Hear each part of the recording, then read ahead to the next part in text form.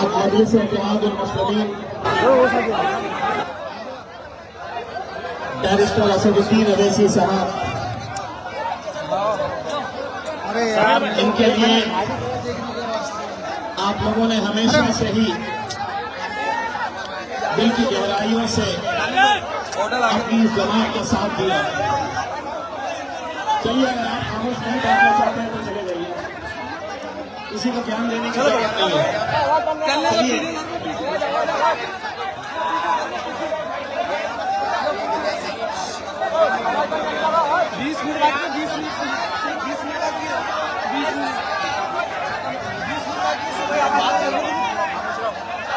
देखिए, अगर आप सुनना नहीं चाहते हैं तो मैं 2 मिनट के अंदर आपको खुदाफिज बोल के निकल जाऊंगा। हम सुबह से निकले हुए हैं आपके पूरे जिले का दौरा करते हुए। कहा गया था कि नांदुरा में हमें जलसा करना है।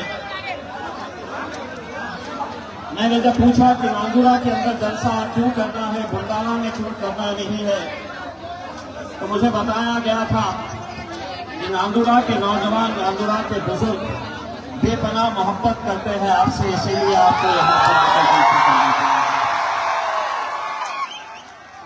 और यकीनन आज जब मैं ये घरों की छतों के ऊपर उधर से देखना है वही आप लोगों की मोहब्बत, आप लोगों की दीवानगी देख रहा है,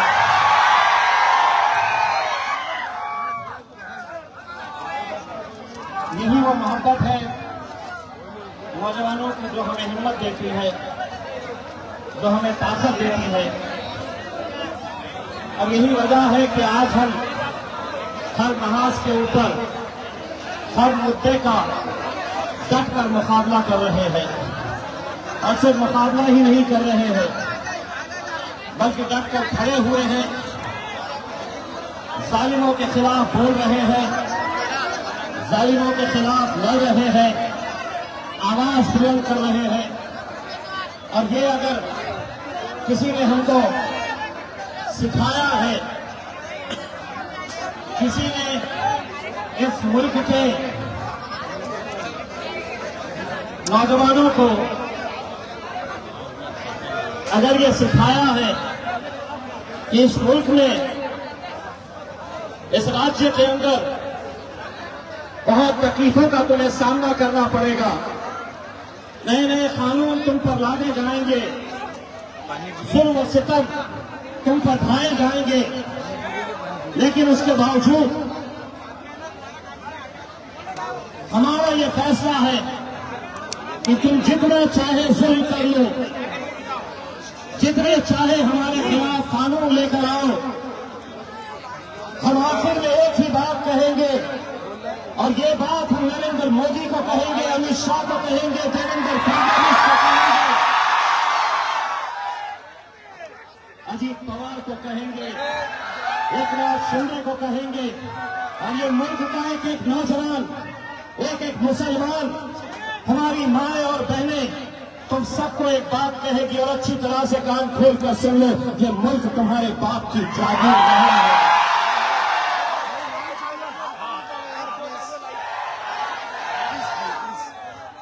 हुकूमत को अच्छा लगता है, सरकारें उन लोगों को पसंद करती है, उन्हें ये अच्छा लगता है, गर्दन झुकाए हुए लोग। लेकिन हमारा कसूर ये है कि सर ऊंचा कर हम चलना जानते हैं।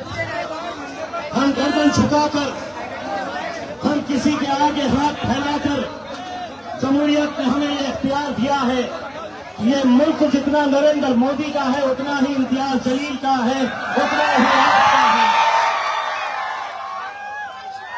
लेकिन हर रोज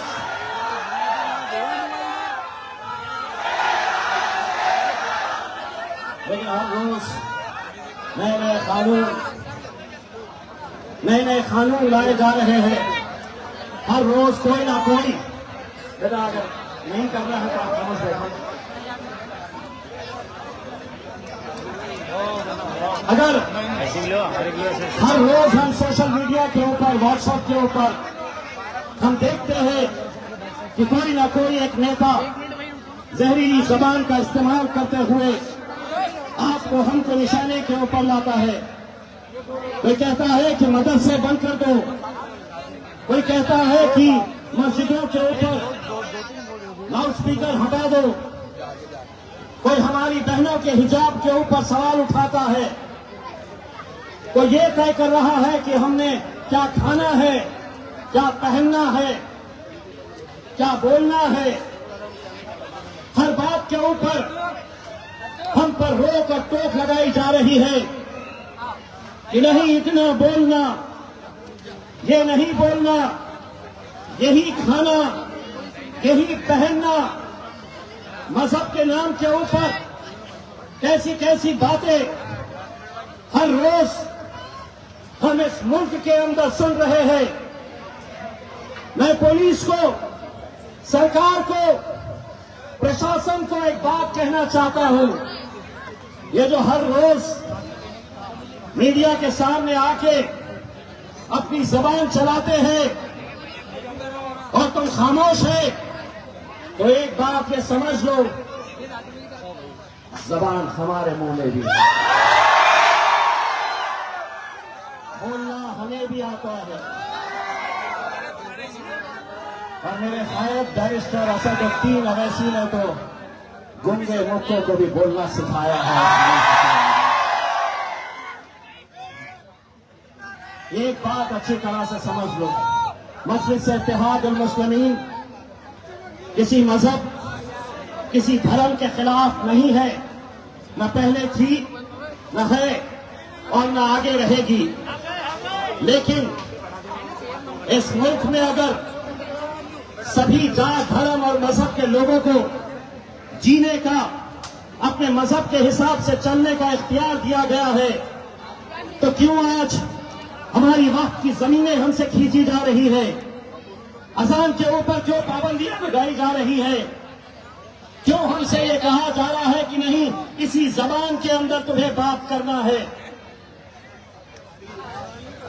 मुझे हिंदी आती है, मी मराठीमध्ये पण बोलू शकतो।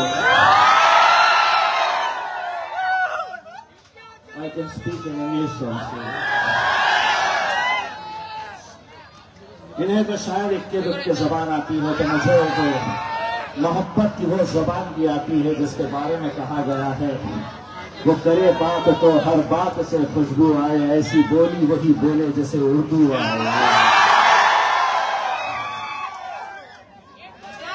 लेकिन आज जबानों के नाम के ऊपर लड़ाई हो रही है। हमसे एक बात अच्छी तरह से यहाँ के हुक्मरानों ने सुन लेना चाहिए। आप लोग भी सोशल मीडिया के ऊपर देखते हैं, आज इम्तियाज जलील के ऊपर और मजलिस के मेरे साथियों के ऊपर 13 मुकदमे दर्ज है। 13 सियासी जमातें ये समझ रही है, पुलिस ये समझ रही है कि उसके ऊपर केस करते जाओ, कभी ना कभी तो डरेगा, कभी ना कभी तो घबराएगा, कभी ना कभी तो खामोश बैठेगा। तो सुन, ना डरेगा, ना घबराएगा, ना झुकेगा, ना मेरे खून में है और ना तुम्हारे में इतनी हिम्मत है कि मुझे खामोश बिठा सकोगे।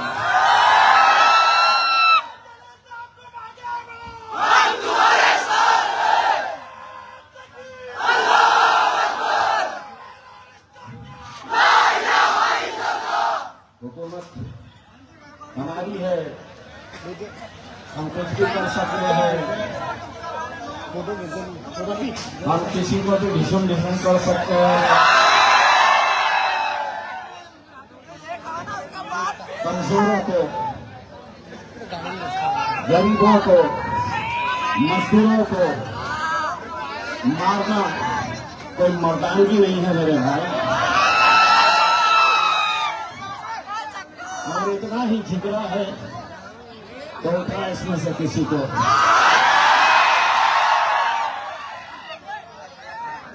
जवाब तुम्हें वही मिलेगा 100 सोनार की।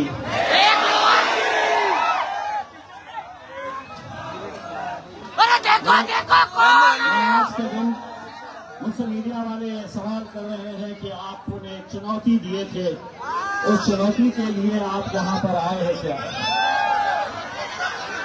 मैं एक बात कहना चाह रहा हूँ, मैं सिर्फ एक मंत्री के बारे में बात नहीं कर रहा हूँ।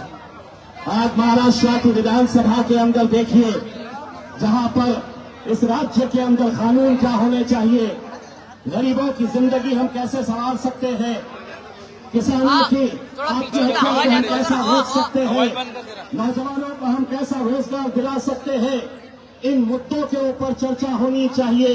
किसान मर रहा है, आत्महत्या हो रही है, और एग्रीकल्चर मिनिस्टर साहब विधानसभा के अंदर बैठ के जुआ खेल रहे हैं, जुआ खेल रहे हैं।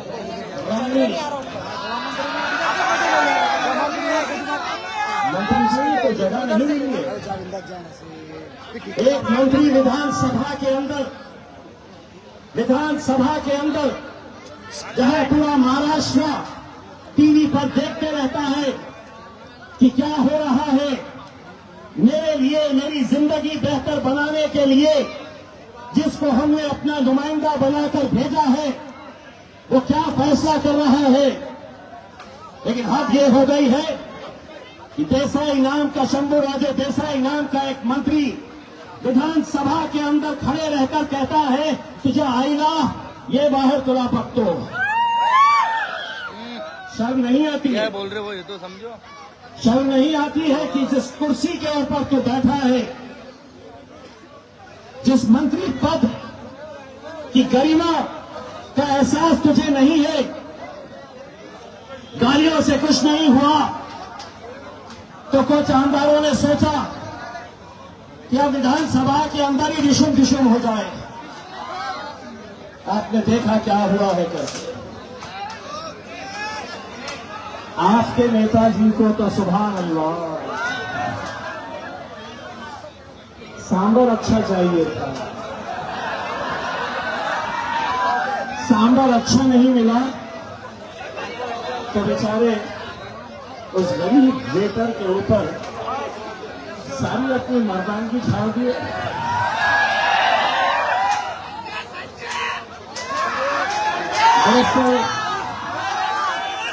दरअसल पूना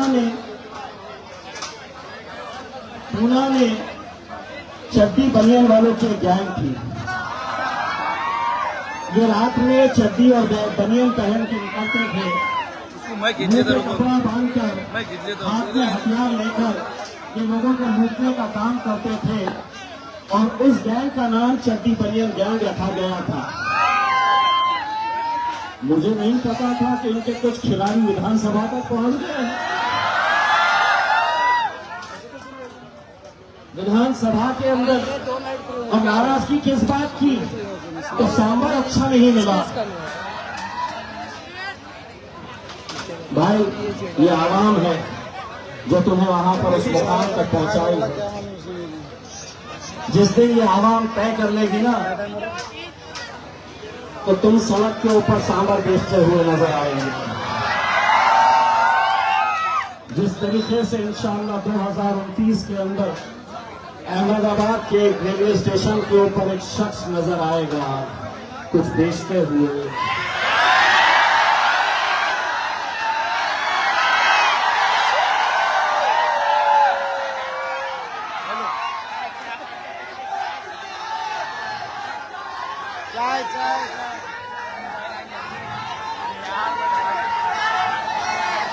पुलिस खड़ी है, देख रही है।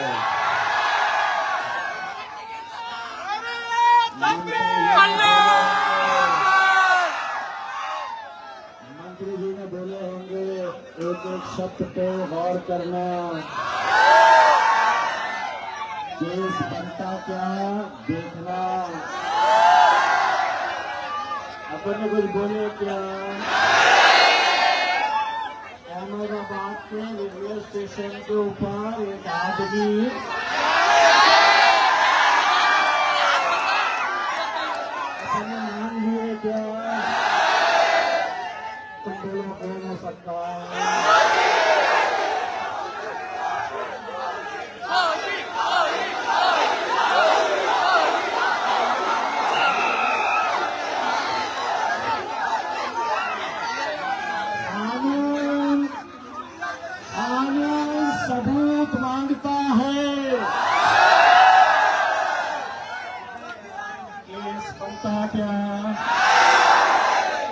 इसको क्या बोलते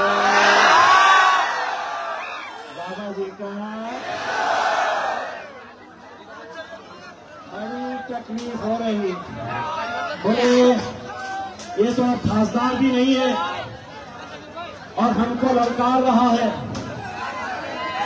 मैं एक औरंगाबाद में एक मंत्री है, औरंगाबाद में मंत्री है, करोड़ों रुपए के उसके भ्रष्टाचार निकाल लिया। एक दिन उसका वीडियो बाहर आ गया, क्या पहना हुआ था, चड्डी, बाजू बैग रखा हुआ था, बैग में लबालब नोटों के बंडल नजर आ रहे। बोले नहीं कपड़े थे, ऐसे कपड़े हमको भी देना थे मेरे भाई, तेरे बैग में ऐसे कपड़े। पूरी की पूरी अपनी समाज को मेरे पीछे लगा दिया, पैसे दिया, बोला मोर्चा करो इम्तियाज जलील के खिलाफ, बड़ा मोर्चा निकाले, करोड़ों रुपया खर्च किए, बोले इसको डराओ। मोर्चा बड़ा निकलेगा तो एक जगह खड़े रह के बोलता है इम्तियाज जलील को हम चीर देंगे, दूसरा बोला फाड़ देंगे।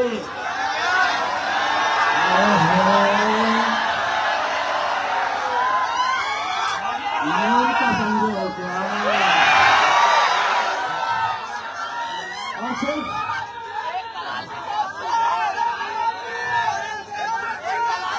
तो एक बात जो मैंने तुम्हारे नेता को बताया, वही बात मैं यहाँ पर भी कहने के लिए आया हूँ और उन सभी लोगों को, उन सभी पार्टी के सभी नेताओं को बोलने के लिए आया हूँ। अगर जरा सा भी अपने जहन में, अपने दिमाग के अंदर ये ख्याल आ रहा है कि मैं इम्तियाज जलील को ऐसा कर दूंगा, वैसा कर दूंगा, तो सुन, जगह तेरी,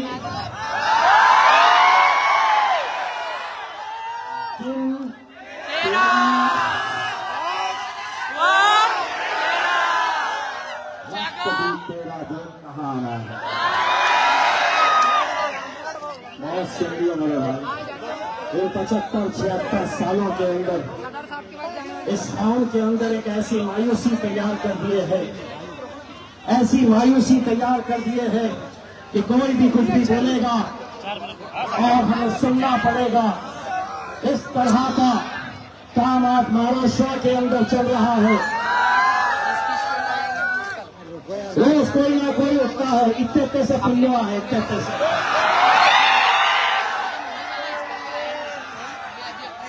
इतू से है, यकीन मानिए इतू से है।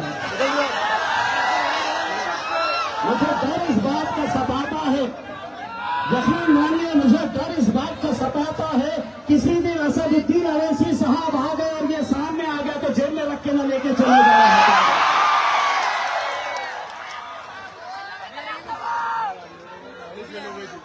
रोज कुछ ना कुछ ले लाके मीडिया वाले हमारे सामने खड़े हो जाते, बोले उसने ऐसा बोला। अब एक मरतबा इस सबको एक अच्छी तरह से तुम्हारे सबके तरफ से भी बोल रहा हूँ, सिर्फ अकेले मैं नहीं बोल रहा हूँ, तुम भी बोल रहे हैं। इतने 76 सालों तक तुम बोलते थे, हम सुनते थे, अब हम बोलेंगे, हम बोलेंगे। और तुम्हारे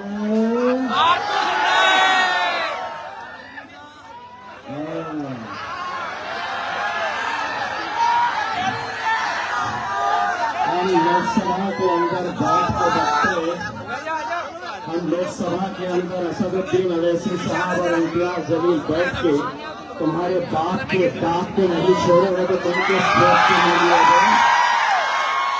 तुम किस खेत की मूली है। लेकिन समझ रहे हैं हुकूमत हमारी है, कुछ भी करेंगे, कुछ भी बोलेंगे करके। मैं कोई कांग्रेसी नहीं हूँ, मैं कोई अजीत दादा का प्यादा नहीं हूँ, मैं कोई उद्धव ठाकरे या एकनाथ शिंदे साहब के पीछे तलवे चाटने वाला नहीं हूँ। सच के साथ रहता हूँ और सच के साथ मुझे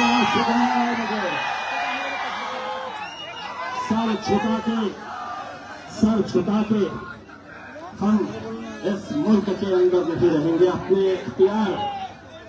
इख्तियार संवैधानिक तरीके से अमन और शांति के साथ हम अपना हक लेकर रहेंगे इंशाअल्लाह।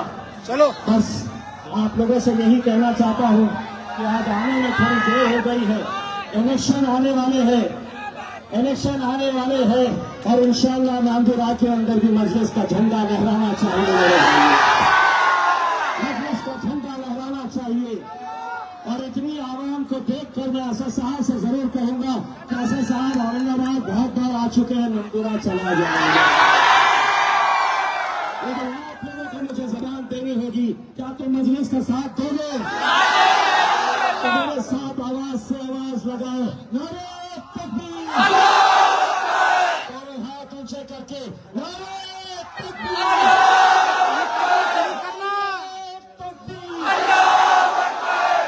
और जिस आवाज ने पूरी दुनिया को हिलाकर रख दिया था, वो आवाज में लगाओ कि तेरा मेरा रिश्ता क्या